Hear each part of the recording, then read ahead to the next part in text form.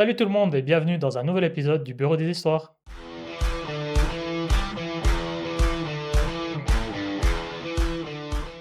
Et on se retrouve pour 3 nouvelles histoires, 2 histoires édites et une histoire d'abonnés. Mais avant toute chose, vous commencez à connaître la chanson, n'oubliez pas de vous abonner à notre chaîne juste ici en bas, de mettre un like et d'activer la cloche pour ne rien rater de nos prochaines vidéos. Et oui, et si vous nous écoutez sur une de vos plateformes audio préférées, vous pouvez aussi vous abonner et mettre un 5 étoiles, ça nous aide énormément à faire grandir le projet et on vous remercie d'avance. Ok, c'est parti pour les histoires. Ouais. C'est moi le problème de ne pas annuler mon week-end pour ma famille? Ça dépend. Tu vas vite savoir. J'ai 27 ans et j'ai prévu un petit week-end il y a environ 2 mois. Rien d'extravagant, juste une courte escapade parce que le boulot a été très stressant et que j'avais vraiment besoin de souffler. J'ai posé mes congés, tout payé de ma poche, et j'en ai même parlé à ma famille quand le sujet est venu sur la table. La semaine dernière, ma sœur, 31 ans, m'a appelée très énervée pour me dire qu'elle m'avait déjà noté pour garder la maison et le chien de nos parents ce même week-end. Apparemment, elle et son mari ont été invités à un déplacement de dernière minute. Et elle a dit aux gens concernés que je serais sûrement libre et que je pourrais m'en occuper. Je lui ai rappelé que j'avais déjà ce voyage de prévu. Elle m'a répondu qu'elle pensait que je pouvais tout simplement le déplacer, parce que la famille passe avant tout, et que cet événement était important pour le travail de son mari. Je lui ai dit que je n'étais pas à l'aise à l'idée d'annuler quelque chose que j'avais déjà payé, surtout alors que personne ne m'avait demandé mon avis. La discussion a vite tourné à la dispute. Elle m'a accusé d'être égoïste et de choisir des vacances plutôt que ma famille. De mon côté, j'ai expliqué que le vrai problème, c'était qu'elle m'avait engagée sans me consulter. J'ai aussi précisé que je ne refusais pas d'aider de manière générale, juste ce week-end-là. J'ai même proposé de l'aider à trouver un pet sitter et de payer une partie. Mais elle m'a répondu que c'était pas le sujet. Elle veut les problèmes, la sœur. Ah, il me semble, hein. Maintenant, mes parents s'en sont un peu mêlés. Ils ne sont pas vraiment en colère, mais ils disent des choses du genre que ce serait bien si j'étais plus flexible, ou que ma sœur traverse une période compliquée. Personne ne me dit clairement d'annuler mon voyage, mais on sent clairement que c'est ce qu'ils attendent de moi. Je culpabilise un peu parce que je sais que ça a créé du stress, mais en même temps, j'ai l'impression d'être culpabilisée pour un problème que je n'ai pas créé. Si j'annule maintenant, je perds de l'argent et des congés, et je sais que je vais m'en vouloir. Alors je me demande, c'est moi le problème? Non, c'est pas lui le problème. Le problème, c'est sa sœur, hein. Mais déjà, il y a un truc qui est un peu incompréhensible dans l'histoire. C'est pourquoi ils doivent garder la maison et le chien des parents? Est-ce qu'ils partent en week-end? Est-ce que c'est quelque chose qu'ils font chaque week-end? On n'a pas trop de précision là-dessus. Non, après, on peut s'imaginer qu'ils sont pas là ce week-end-là, Oui, que sa sœur s'est engagée, et qu'au final, ouais, mais c'est ce côté-là, on n'a pas cette info, pourquoi elle s'est engagée au nom de son frère. Est-ce que c'était elle qui devait garder la maison et puis elle s'est dit, ah, mais mon frère pourra le faire ou pas? C'est juste ce petit détail qui, moi, me trouble parce que du coup, je ne sais pas où trop me positionner pour avoir tout le lien de l'histoire. oui, alors ça, elle s'était engagée, et puis en fait après, son mari et elle ont été invités en déplacement pour son boulot. Ah, ok. Ouais, je comprends mieux, effectivement. Oui, j'ai un petit problème, j'écoute qu'à moitié les histoires. Non, non, non, du coup, effectivement, comme j'ai dit, euh, c'est pas lui le problème, c'est sa sœur. S'il a déjà pris ses vacances et en plus il avait informé la famille, moi je vois pas pourquoi il annulerait juste pour lui faire plaisir, quoi. Oui, bien sûr. Après, elle part du principe que du moment où c'est important pour son mari et pour son travail, que bah il faudrait que lui il annule parce que c'est juste du loisir, et du coup que elle passe avant. Je pense que c'est son raisonnement.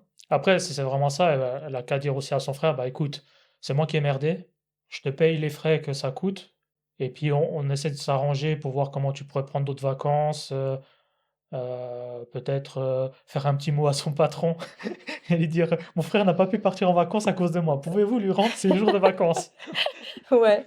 Ou alors plus simple, elle accepte d'engager une pet-sitter. Ouais, c'est vrai que c'est pourquoi chercher plus loin, quoi. Il l'a proposé une solution en fait de remplacement et visiblement elle veut vraiment pas. Pour elle, du moment où elle a dit c'est lui qui le garde, c'est lui qui le garde. Ouais, je pense qu'elle veut pas engager des frais. Elle est peut-être un peu radine en plus de ça. Grave.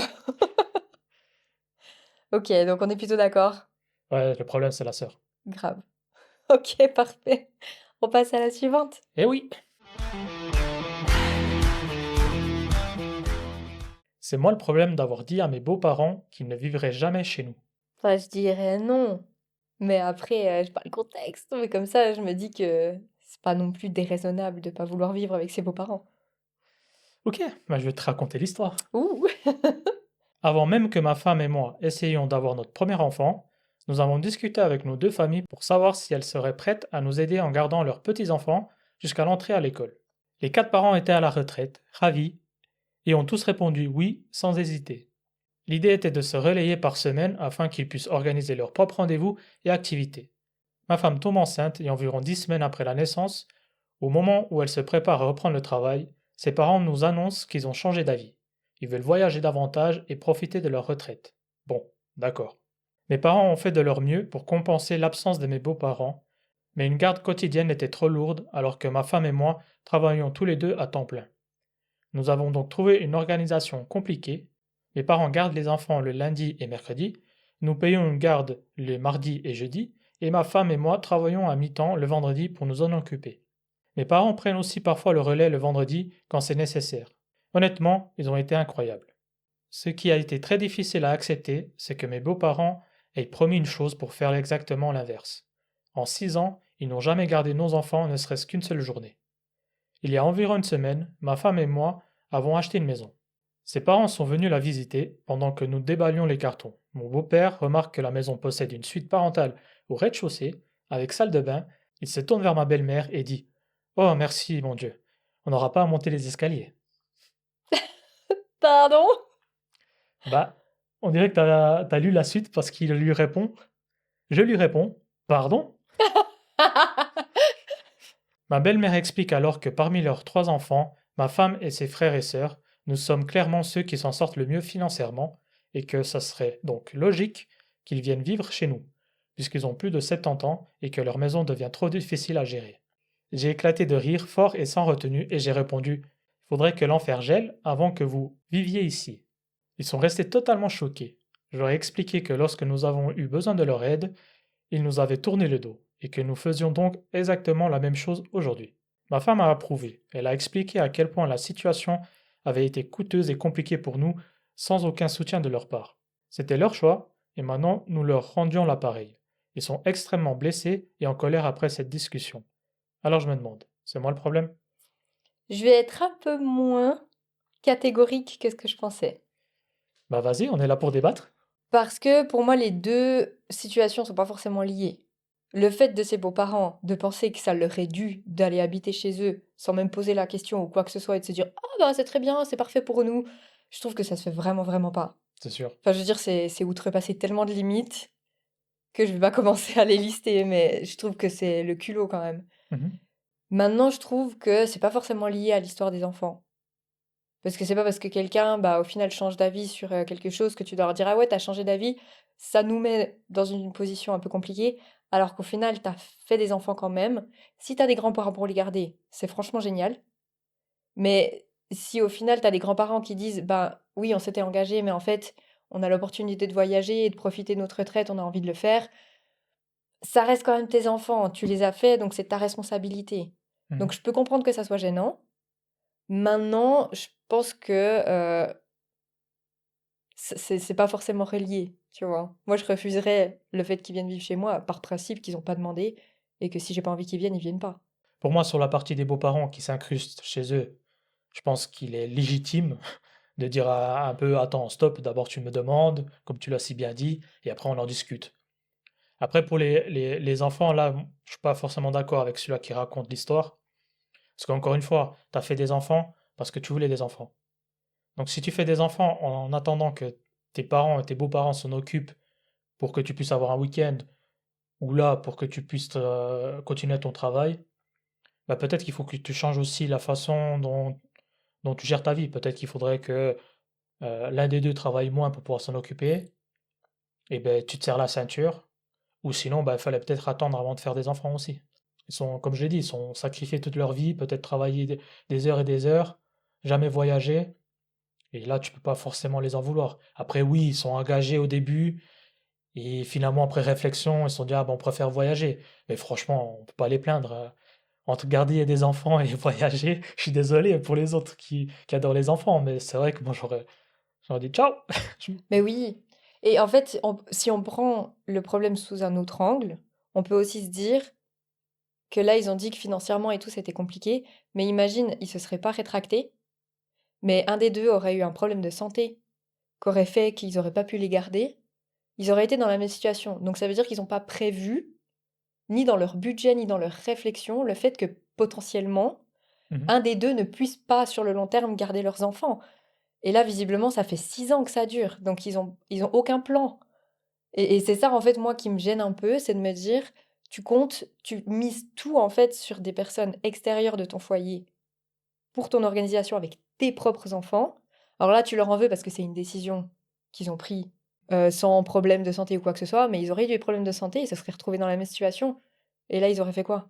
Donc, je sais pas, je pense que ça doit être un luxe de pouvoir mettre tes enfants chez quelqu'un d'autre, mais tu dois être sûr d'avoir les moyens, le cas échéant, s'il y a un problème, de pouvoir t'en occuper correctement, malgré tout, en fait. Ouais. Donc, ouais, pour moi, en fait, le début de l'histoire et la fin de l'histoire sont pas du tout liés. Enfin, pour moi, tu peux dire non à tes beaux-parents parce qu'ils s'imposent chez toi, sans forcément que ça soit fait par vengeance parce qu'un jour ils t'ont tourné le dos, tu vois. Oui, mais là c'est lié parce que justement, il dit non parce que ses beaux-parents lui ont dit non pour les enfants. Donc Ouais, c'est quand même lié, c'est pas séparé. oui, mais ce que je veux dire, c'est que pour moi, tu vois, là, il dit, c'est moi le problème d'avoir dit non, et au final, sa justification d'avoir dit non, c'est, vu qu'ils m'ont pas aidé, je vais pas les aider. Et en fait, si ça te dérange qu'ils soient là, t'as juste à dire non. Et si pour toi, c'est pas un problème qu'ils soient là, qu'ils t'aient aidé ou pas avant, ça devrait pas rentrer en ligne de compte. Si t'as envie d'aider, en fait, tes beaux-parents ou tes parents quand ils sont vieux, bah, je trouve que ça, c'est une raison un peu pourrie de pas le faire, quoi. C'est de la simple vengeance. C'est pour ça que pour moi c'est lié. Enfin voilà, c'est comme ça. Donc ton dernier mot, c'est qui le problème? Ah! C'est dur! C'est pas lui le problème d'avoir dit à ses beaux-parents qu'ils viendraient pas vivre chez eux, mais c'est lui le problème de l'avoir fait par vengeance. Voilà. Ok, je te rejoins. Ok. C'est dur d'être... Ouais. Bon, dernière histoire. Dernière histoire. C'est moi le problème de refuser d'effacer le passé de mon harceleur. Ah, franchement, c'est quand même compliqué de dire oui à cette question quand il y a le mot harceleur dedans. Donc je dirais non. C'est vrai. Donc, c'est une histoire d'abonné. Je suis une femme de 41 ans, et mon histoire remonte à mon adolescence. Mais elle vient de refaire surface aujourd'hui d'une manière totalement inattendue. De la fin de l'école primaire jusqu'au collège, j'ai subi du harcèlement scolaire. Je n'en ai pas parlé à l'époque. J'ai encaissé les brimades, les insultes, les humiliations. Personne n'a rien vu, ou n'a voulu voir. Jusqu'au jour où tout a basculé. Un de mes harceleurs, plus âgé que moi et particulièrement violent, a réussi à me coincer seul dans un couloir vide. Il a tenté des attouchements. J'ai réagi de manière purement instinctive. Je lui ai donné un gros coup de pied dans les parties intimes pour me dégager. Suite à ça, nous avons tous les deux été convoqués chez le proviseur. C'est là que, pour la première fois, j'ai tout raconté. Cette prise de parole a libéré d'autres voix. 3 autres filles ont dénoncé le même élève pour des faits similaires. Un conseil de discipline a eu lieu et il a été renvoyé de l'établissement. Il n'y a pas eu de suite judiciaire malgré une plainte déposée à l'époque. Avec le temps, j'ai pensé avoir définitivement tourné la page. Mais il y a quelques semaines, cette personne est revenue vers moi. Il s'est présenté devant moi pour s'excuser, puis m'a demandé de démentir les faits. Il se présente aujourd'hui à des élections locales et l'histoire est remontée à la surface. Sur les 4 victimes de l'époque, je suis la seule à être restée dans la région. Il m'a exprimé qu'il avait changé, qu'il regrettait, et qu'il ne voulait pas que cette affaire entache sa réputation. Je lui ai répondu, très clairement, non. Je lui ai dit qu'il avait eu presque 30 ans pour s'excuser, pour assumer, pour faire les choses correctement. Que pour moi cette démarche arrivait beaucoup trop tard, et surtout uniquement par intérêt personnel. Aujourd'hui je doute. Je me demande si je suis dure, si je devrais laisser le passé au passé, si je devrais l'aider à protéger son image. Alors je me demande, c'est moi le problème? Comme j'ai dit au début, tu peux pas en fait donner tort à l'abonné qui raconte cette histoire dès le moment où tu as le mot harceleur dedans.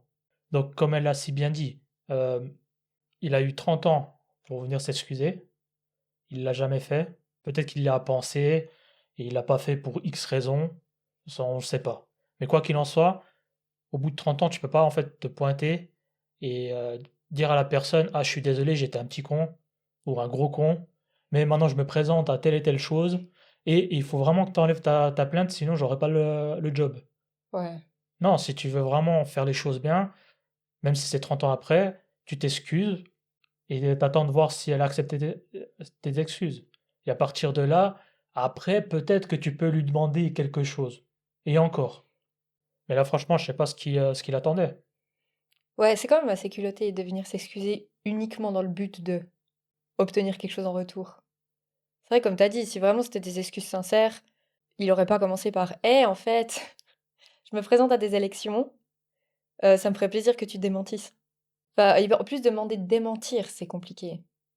Et je pense qu'il voulait qu'elle enlève la plainte et puis que ça fasse un démenti pour être sûr qu'elle dise ouais, on était jeunes, c'était pas c'était pas vraiment une agression, je sais pas quoi. Mais quoi qu'il en soit, franchement, tu peux pas faire ça, quoi. C'est Non. vraiment intéressé et puis même si elle a souffert de cette agression, tu peux pas arriver comme ça et puis juste demander pour ses beaux yeux au mec, ah oui, ah, ok, bon, c'était il y a 30 ans, c'est bon, c'est pas grave. Non. Si elle est toujours impactée par ça et ça l'a marqué, c'est à elle de décider si elle pardonne ou pas. Et puis si elle pardonne pas, bah, il a pas d'autre choix que d'accepter et se faire petit et ne rien demander en retour. Tu peux pas demander un truc en retour. Bah non, et puis pardonner quelqu'un, c'est encore une chose, démentir les faits, c'est dire que t'as menti. C'est dire que t'as pas vécu ce que t'as vécu et t'effaces en fait le truc. Et ça, je pense, c'est encore une action totalement différente que de pardonner à quelqu'un qui t'a fait du mal. C'est de dire publiquement, j'ai menti, ça s'est pas passé, laissez-le tranquille. Ouais, Et en fait, ça, c'est un trauma qui est hyper dur pour une victime de peu importe ce qui s'est passé, de demander à une victime de dire ouais, tu peux dire que t'as menti, s'il te plaît, comme ça, moi, mon image, elle est toute belle. Je trouve ça encore pire que juste de demander pardon, tu sais. non, c'est sûr. Moi, je pense pas qu'elle soit trop dure sur le coup, parce que demander à quelqu'un de démentir une agression, je trouve que c'est assez violent quand même comme acte. Bah, je pense que tu as bien résumé la chose. Il n'y a pas grand-chose à dire d'autre, hein. Franchement, là, dans des histoires, tu peux encore essayer de trouver quelque chose, mais c'est vrai que là, dès le début, j'assiste. Tu parles du mot harceleur, tu peux pas non plus aller dans son sens, quoi. Donc là, il n'y a pas photo, hein. Je dirais que c'est même lui le problème à 1 million %, quoi. Complètement, complètement. Voilà. Tu veux lui pardonner, tant mieux. Pour le reste, franchement, qui gère avec sa conscience et puis ce qu'il a fait. Voilà, je suis Voilà. d'accord avec toi. Ok, super. Comme d'habitude, quand on a une histoire d'abonnés, on vous demande d'être quand même bienveillant dans les commentaires. Donc merci à vous pour ça. Et puis n'hésitez pas aussi à nous dire, c'est qui le problème pour vous dans les deux autres histoires? On se réjouit de vous lire et d'avoir votre avis. Et pour ceux aussi qui veulent nous envoyer leurs propres histoires, sur YouTube, vous avez en description le petit formulaire Google. Vous le remplissez et vous nous envoyez votre histoire. Et on la traitera dans un prochain épisode du Bureau des histoires. Bon, bah sur ce, c'est la fin de l'épisode déjà. Déjà. Et puis bah, on vous retrouve au prochain épisode. Et on y va comme ça. Yes! Allez, Bye bye bye! bye!